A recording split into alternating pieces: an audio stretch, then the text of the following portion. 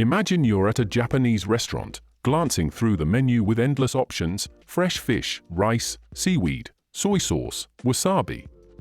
You see sushi rolls, but also sashimi, and maybe a few other terms that sound equally intriguing. You might wonder, what's the difference? Aren't they both just raw fish? Yet there's more to it, and each one has its own story, ingredients, and artistry. Join me today as we dive into what really sets sushi apart from sashimi.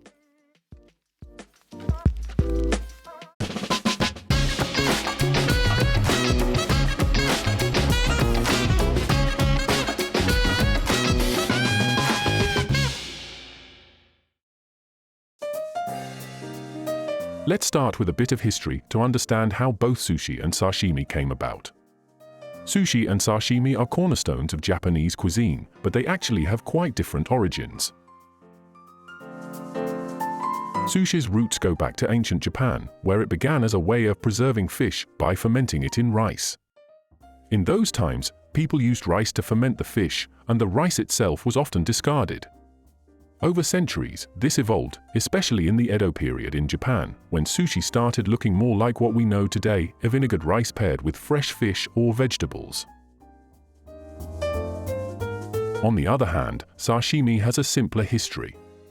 It translates to pierced body, referencing thinly sliced fish or meat that was historically prepared straight from the ocean or field to the plate.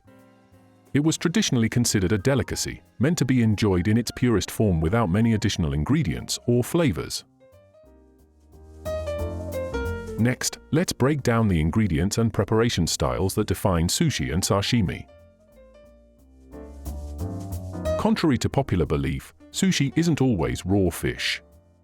The essential ingredient in sushi is actually the vinegared rice, known as sherry in Japanese. This rice is carefully seasoned with a mixture of rice vinegar, sugar, and salt to give it that signature tangy flavor. Sushi rice acts as the base, while the toppings or fillings can vary widely. You'll find everything from raw fish like tuna and salmon to cooked items like shrimp, egg, and even vegetables.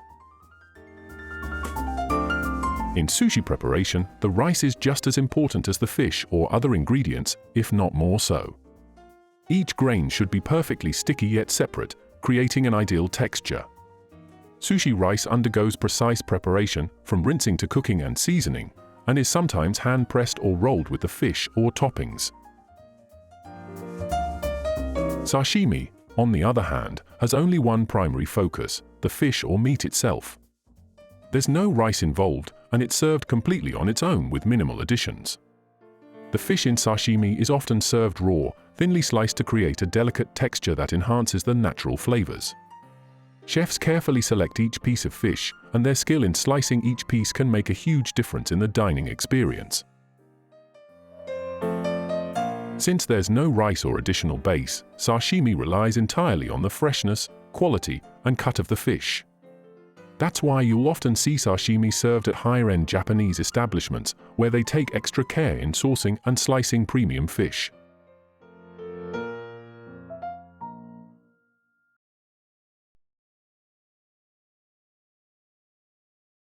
Now, let's look at the types and varieties available in sushi and sashimi, each offering its own unique taste experience. For sushi we have nigiri, mochi, tamaki, and oramoki. While sashimi is simply different types of fish or seafood, such as tuna, maguro, salmon, sake, or octopus, taco, each prepared to highlight its unique texture and flavor. Japanese dining etiquette brings out another aspect of what makes sushi and sashimi distinct. When eating sushi, particularly nigiri, diners often dip the fish side in soy sauce instead of the rice.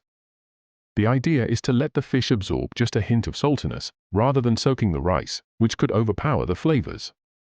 Sushi is meant to be enjoyed in one bite, and some people prefer to eat it with their hands rather than chopsticks. For sashimi, soy sauce and wasabi play a major role. A small amount of wasabi is sometimes added to the soy sauce as a dip, while in some cases, a thin slice of pickled ginger is eaten between bites to cleanse the palate. Sashimi is enjoyed with chopsticks to fully appreciate each slice's delicate texture and flavor. Since it's served without rice, sashimi allows diners to focus solely on the fish itself. Many people also wonder if there's a difference in nutritional value between sushi and sashimi. Let's take a look. Sushi can be higher in calories compared to sashimi because of the rice. The vinegared rice adds carbohydrates, and in some cases, sushi rolls can contain additional ingredients like mayonnaise or tempura, which can increase the calorie count. However, sushi also offers a balanced mix of protein, carbs, and fats. Since sashimi is just sliced fish or meat, it's typically lower in calories, with a focus on protein and healthy fats, especially omega-3 fatty acids from fish like salmon or tuna. For those on low-carb or low-calorie diets, sashimi might be a preferable choice due to its simplicity and nutritional density. Sushi and sashimi aren't just foods, they're embedded deeply in Japanese culture, each with unique significance. Sushi has grown from a local Japanese staple to an international phenomenon. There are now sushi restaurants worldwide, each putting its own twist on traditional recipes, from American-style rolls to fusion creations with tropical fruits and different sauces. It's a dish that has crossed borders and brought a piece of Japanese culture into every corner of the world. Sashimi, meanwhile, remains closer to its roots. Its simplicity and focus on raw, high-quality fish make it a more traditional, often ceremonial dish in Japan.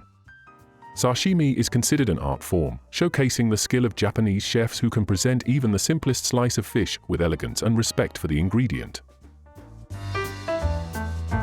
In essence, sushi and sashimi may look similar at first glance, but they offer two entirely different culinary experiences. Sushi is all about the balance between vinegared rice and other ingredients, while sashimi celebrates the raw ingredient in its purest form. The next time you're at a Japanese restaurant, you'll know exactly what sets these two apart and can make an informed choice based on your own taste and preference. Thank you for joining me today to explore the subtle yet significant differences between sushi and sashimi. Don't forget to like, subscribe, and let me know in the comments if you're more of a sushi or sashimi fan.